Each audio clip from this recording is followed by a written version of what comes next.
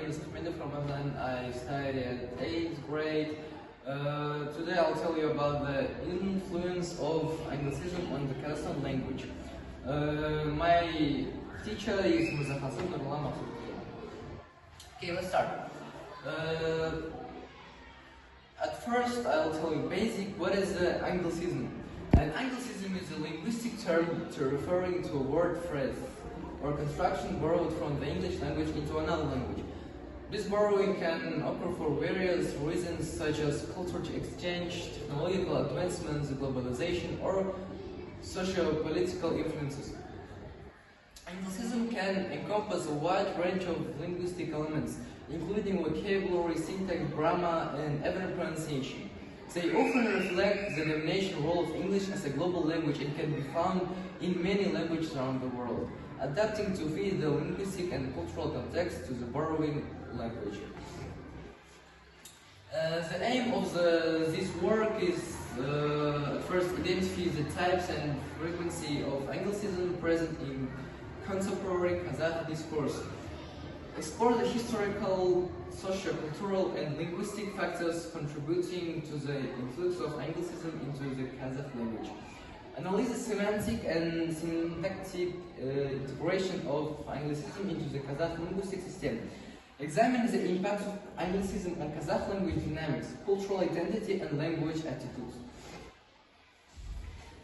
Anglicism in simple terms means using English words or phrases in another language. For example, when people in different countries use English words like internet, computer, or weekend, instead of finding or using words from their own language that means the same thing.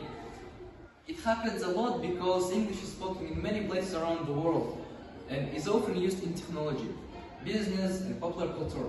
So when people talk about Anglicisms, they are basically talking about how English words get mixed into other languages.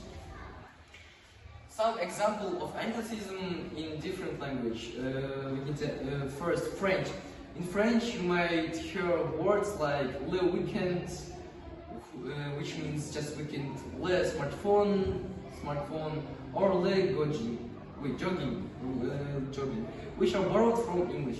Second, Spanish. Spanish language speakers might use words like internet, email, or marketing in their everyday speech, all of which are borrowed from English language. Third, German. In German language, you might hear das Handy, which means just mobile phone, das Ticket, which means ticket, or das Meeting, means meeting, which are borrowed from English language too. Fourth, Italians might use words like il computer, il weekend, or il marketing. They all means computer, weekend, or marketing. Japanese speakers might say Interneto for internet or Arubeto for part-time job, all of which are borrowed from English language too. Pieces of interesting information. False friends. Sometimes Anglicism in other languages resemble English words but have different meanings. These are called false friends. For instance, gift in German means poison, not present. Hybrid words. Some Anglicisms aren't direct borrowings but rather hybrid words created by blending English and native language elements.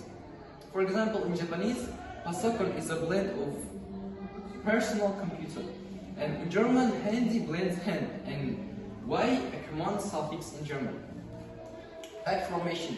Occasionally, Anglicism leads to the creation of new words in English through back formation, where a short of words is formed by televis, was created from television, and locate from location.